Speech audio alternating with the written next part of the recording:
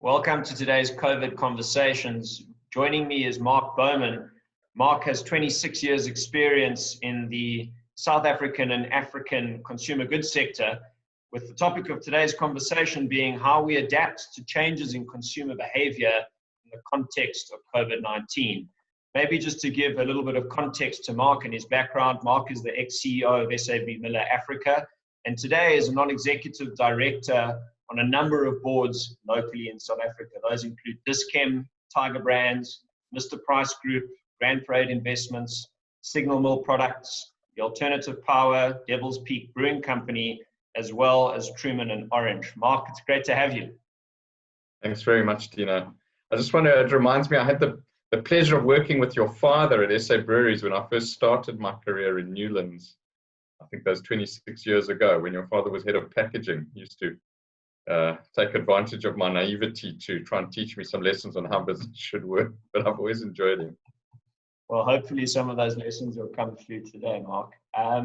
Maybe to start off, I mean, you've got a long track record of insights into both currently sort of notable listed companies in the FMCG space, as well as having various investments in smaller entrepreneur-managed businesses.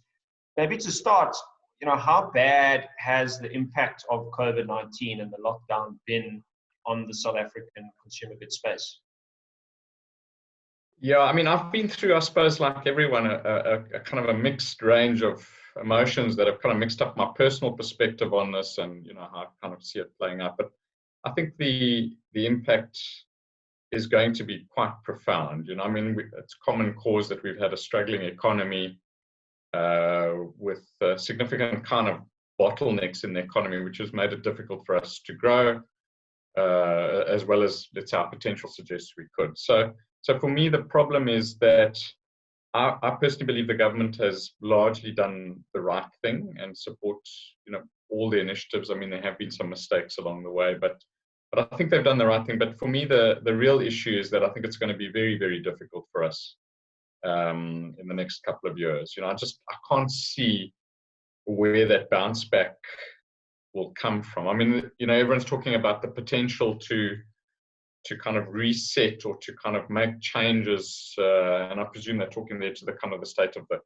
labor market or elements such as that. But we need some sort of real injection of energy into the market. So I think we're in for quite a difficult time.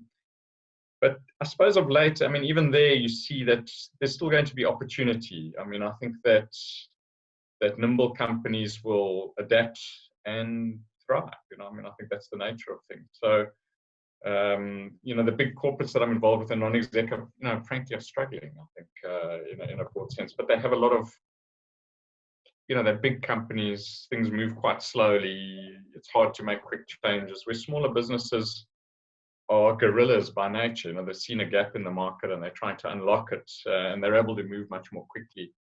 So I think there's kind of a balance. I'm sort of a bit depressed about the lack of potential growth, but somewhat optimized by the fact that, optimistic by the fact that, I think people will make a plan, and that's the nature of things and the nature of South Africa, frankly.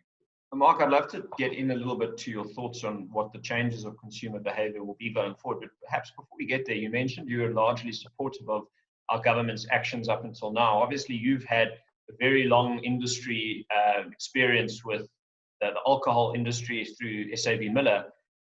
Were you supportive of the steps taken by government to prohibit liquor sales during lockdown? Any thoughts on that? Yeah, look, I mean, I'm not supportive of it because I'm in the industry, but I think we understand in South Africa there's, within government in particular, and in, let's say, the broader sector of South Africa, concern around alcohol and alcohol abuse, which has been well documented. So I can understand where they came from. I think that they were mixing up issues. Alcohol consumption and the coronavirus are not interrelated, but I could, you understood where it came from. And I think the issue is one's got to deal with it on the face of it. So it was part of the lockdown. No one was trading. The liquor industry will now come through. So on balance, I guess I support the motion. I mean, it has done severe damage to the industry. But I hadn't fully appreciated, and I mean, we all know these things, but of course, no business operates in any form of isolation. So the grape farmers on the wine industry, recovering from a really difficult year, having a bumper crop or a strong crop coming through now, really struggling because the demand is so soft. The barley industry and the beer side, the glass, I mean, you would have seen some of the communications around Consol, barely, the cost of running those furnaces when the glass demand is at 10 or 20% of normal, so that whole kind of upstream effect is massive. I mean, that's not unique to the liquor industry. I mean, the challenges of the lockdown, I think, are much more profound than we even appreciated, and obviously the quicker we can undo this, the better. So Mark, I mean, you mentioned that our economy needed a bit of a kickstart to get going again. And I suppose there's been a lot of excitement and euphoria about the announcement that South Africa in large will move from level 4 lockdown to level 3 and that we can get going again. But I mean, clearly, the economy is not just going to go back to where we were in level 3. Not only are certain businesses still closed, but in addition, I suppose there will be a prolonged change in consumer behavior going forward in a post-COVID world. What do you see those changes as potentially entailing? Yeah, I mean, I think it's quite hard. I mean, I don't have a sense of what the future holds, but, we all, I think, intuitively understand that this is a big shift and things won't be exactly the same. I think, people's memories are short. We will, in a year's time, we will be in some form of normality, one would hope.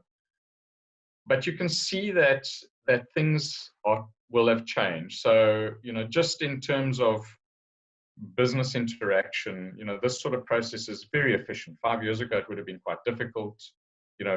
Homes typically now in affluent areas, and businesses have good connections. This technology is pretty fail-safe. So, I could envisage 20 to 25% of meetings being held remotely, where maybe 5% would have been. So that change is quite obvious. And anything that, in that regard, some sort of tech-enabled process, online delivery, digital, I think, the steps that were being made that were maybe more tentative in South Africa and even internationally, I think are going to be much more profound. And I would imagine that, every retailer, every consumer good business that I'm involved with that had a digital strategy or an online portal or something will now have moved materially more in that direction. Understand the value of actually being able to protect and build your brands through your own channels, but also that consumers have come to terms with the fact that this is a very natural way to work. So that sort of digitization of things that were done in a much more physical way, shopping, meetings, I think those things are, that's quite a profound change that will come. And obviously will start to become much more useful and valuable to consumers and to businesses. Mark, I mean, despite a challenging local economy, I understand that you've found some interesting private investment opportunities. Maybe talk us through a little bit around those businesses being smaller, more nimble, and what they've been able to do to adapt. Yeah, I mean, for me, it's been very interesting. I'm a complete corporate animal. I spent my whole career in corporate. I didn't realize there was a world outside of corporates, actually. I just assumed that you were in corporate or you did something else. And it's been fascinating for me when I took a sort of a fairly deliberate decision to say, look, let me go try and do something else with, like the second half of whatever of my career, as it were. So I'm still young enough, I suppose, to do something else. And I ended up more by default than by design, making a few investments that are a mixture of cash and sweat. And I was very proud of myself because I thought, look, I'm getting into private equity, which for me was very, very aspirational. It's kind of got a sexy ring to it. Apparently, though, if you're invested in loss-making ventures, it's called venture capital. So I'm a venture capitalist with a deep hope that at some point I can one day be in private equity. So I have got involved in fact, a number of consumer goods businesses. It's a space I feel more comfortable with, and I think I can add value. And the idea for me is to be in a business where I can add value and have some influence and have chemistry with the teams. And to a large extent, that has worked. And I mean, I've been amazed, actually, when I was in that early stage of the lockdown, feeling a bit sorry for myself and the way things were operating. These businesses were largely figuring out how to either kind of develop their plan for post-lockdown and kind of have, I suppose, pivoted, or kind of, whatever the right term, I have adapted really quickly. And to me, it's very inspirational, actually. The teams don't sit and reflect and have strategy sessions and debates. They figure out the problem. They face their reality, which I think is very challenging, often for big corporates. Just face the reality of your business and adapt and move forward. And I've seen, frankly, the best of businesses. We've got a spirits business called Truman and Orange, where we haven't traded at all. And the founder of the business took a view, said, look, the guys are not going to earn sales bonuses, so we'll put everything we have on the table to pay everyone a salary at least till the end of July. And they took a view then that was the worst case scenario. And I think the response from the people in his team have been amazing. He's got 75 staff from practically 0 3 years ago. And I think that vote of confidence is going to help him enormously. And then on the beer side, I'm involved with a craft beer business called Devil's Peak, where similarly, this business is not profitable, but the leadership team took a view that we would pay staff, which we've done. But what was very interesting about that business, of course, is that for about 3 weeks, nothing was happening. And then the sales guys on the ground started getting hold of the retailers and spending more time trying to promote our non-alcoholic beers, which we'd already had listed in a few retailers. But the Hero non-alcoholic lager has been, frankly, a massive success. So, for May, the business will meet its overall target for the month, selling a single brand. And that's obviously a phenomenon related to the lack of sale of alcohol. But, to me, it's much more a tribute to the fact that these guys quickly swung into action and got selling, and persuaded retailers to list their stock in this difficult period, list their product in the difficult period, and to take orders. So, yeah, it's been amazing. And I think some of that will stay. I've become a fan of non-alcoholic beer. It's certainly, after some exercise, it's nice to start with a non-alcoholic beer. And the compromise that one always felt with these products is gone. So, therein is an opportunity.